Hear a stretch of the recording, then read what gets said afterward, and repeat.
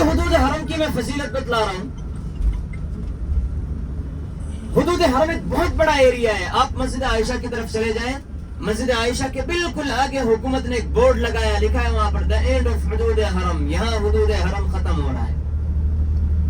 Jeddah کی طرف چلے جائیں, شمع سے ایک جھیل آتی ہے, رحل والا قرآن دیکھا ہے نا آپ نے, اس رحل قرآن کے بالکل آگے بورڈ حکومت نے لگایا کہ یہاں حدود حرم ختم ہو رہا ہے.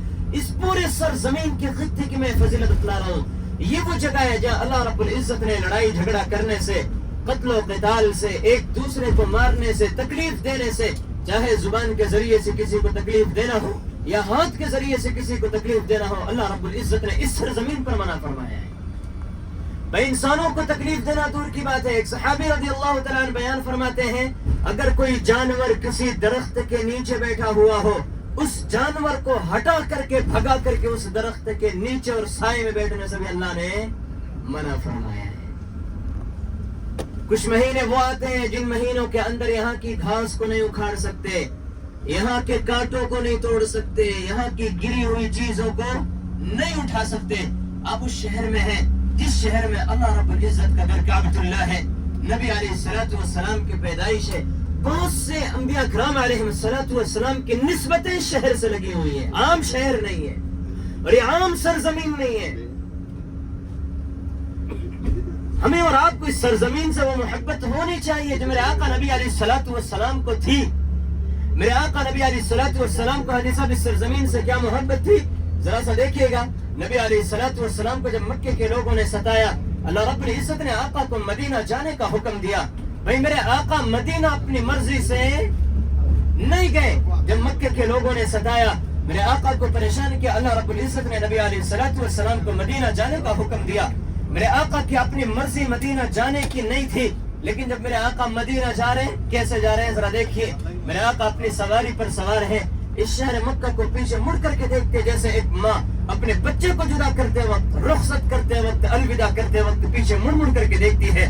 اس کی زبان پر کلمات ہوتے ہیں, آنکھوں میں آنسو ہوتے ہیں. میرے آقا مدینہ جا رہے ہیں, اپنی سواری پر سوار ہیں, اس شہر مکہ کو یوں دیکھتے اور یہ جملہ کہہ رہے ہیں, واللہ انک لخیر ارض اللہ واحب ارض اللہ الی اللہ عز وجل ولولا انی خرجت منک ما خرجت. میرے آقا کہہ رہے ہیں کہ قسم بخدا, اے سرزمین مکہ تو اللہ کی سرزمینوں میں سب سے مقدس سرزمین ہے, اللہ کی سب سے پسندیدہ سرزمین ہے. اگر یہ مکہ والے مجھے نہ نکالتے تو میں نہ جاتا. جیسا آپ اس سرزمین پر ہیں جہاں آنے کے لیے دنیا میں بسنے والے ہر مومن کی طمع ہوتی ہے, تمنا ہوتی ہے. اللہ رب العزت نے آپ پہنچایا ہے, ایام کی قدر کیجئے. آپ لوگوں میں سے بہت سے وہ لوگ ہوں گے, سالوں سے صدیوں سے ایک حسرت ہوگی, پھر اللہ پہنچا دیجئے. ایک بار کعبہ دکھلا دیجئے, آقا کے روزے پر حاضری دلا دیجئے. اللہ رب العزت نے وہ موقع دیا ہے, آپ جائیں اپنے شہر کا ایک سروے کیجئے. ہزاروں لوگ ہیں جو تڑپ رہے ہیں, ان کے پاس وسائل نہیں, اسباب نہیں. آپ کے بارے میں جب پتہ چلا ہوگا کہ آپ مکے کو جا رہے ہیں, مدینے کو جا رہے ہیں, نہ جانے کتنے لوگوں نے آپ کو واٹس ایپ پر میسیجز کے ذریعے سے, کالز کے ذریعے سے صرف اتنا کہا ہوگا کہ آپ بہت اچھی جگہ پر جا رہے ہیں, آپ ہمارے لیے دعا کیجیے گا. انہیں معلوم ہے کہ وہاں دعائیں قبول ہوتی ہیں. نہ جانے کتنے لوگوں کے دلوں میں ایک حسرت آئی ہوگی, پھر اللہ آج آپ ان کو پہنچا رہے ہیں. ہمیں بھی وہ دن دکھلا دیجیے کہ میں بھی جاؤں, کعبے کو دیکھوں. عزیز صاحب ایک ہی بات میں کہوں گا, خدا کے واسطے اس سرزمین پر آ کر کے اس سرزمین کی قدر کیجئے. چھوڑیے نسبتیں بہت ہیں, بس اتنی سی نسبت لے لیجئے کہ آپ اللہ کے مہمان ہیں. ایک مہمان کو کیسا ہونا چاہیے آپ بہت اچھے طریقے سے سمجھتے ہیں, جانتے ہیں.